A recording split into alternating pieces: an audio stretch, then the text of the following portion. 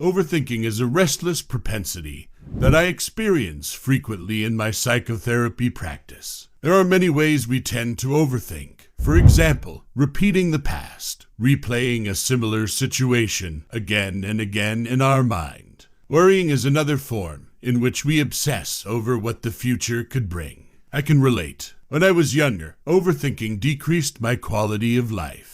Research has shown that overthinking can decrease energy, limit creativity, and lead to resting issues. Eventually, I knew I needed a healthy way to cope, and I created a career out of helping other people do the same. Here are 3 strategies I use every day to stop overthinking.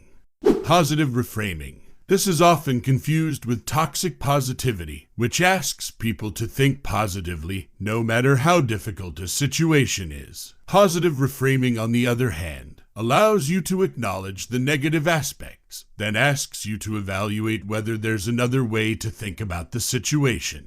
Maybe there are advantages or things you can change about it. For example, you constantly find yourself complaining, "I hate being a boss." On top of all these deadlines and responsibilities, it's hard to manage so many complex personalities. It's emotionally and mentally exhausting. My work simply sucks. Venting might feel good for a second, but it doesn't solve anything. Furthermore, you'll probably keep on harping on how much you hate your job or how bad you think you are at managing. To practice positive reframing, replace the thought above with "things are challenging right now, and I'm feeling disconnected from some things on my plate. I wonder if I can change anything about this situation or my expectations about it." This thought pattern gives you the power to change your situation. You could start small by examining what important tasks needs to get done first, then either delay or delegate the rest until you are feeling less anxious. The key is to take a step back and deal with things one at a time.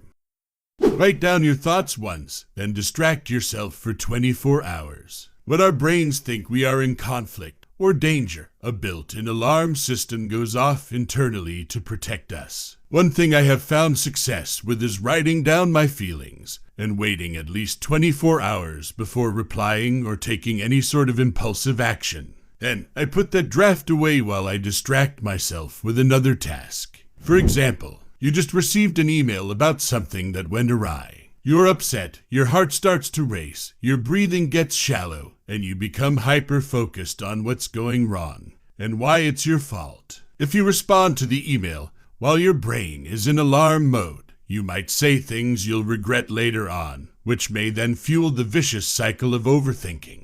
Writing negative thoughts down takes the power out of them. I often don't feel the need to take action based on my anxious thoughts once I've written them down.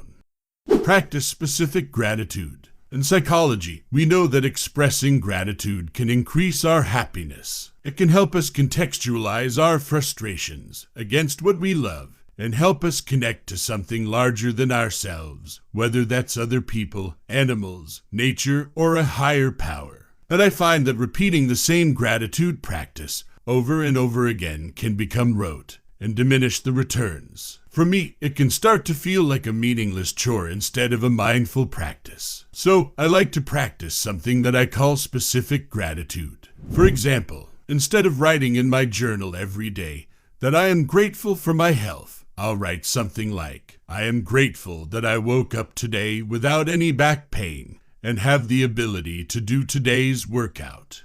This helps me stay focused on the here and now, rather than overthinking general abstractions. Tomorrow, I might still be grateful for my health, but I might specifically be grateful that I have enough energy for the long run.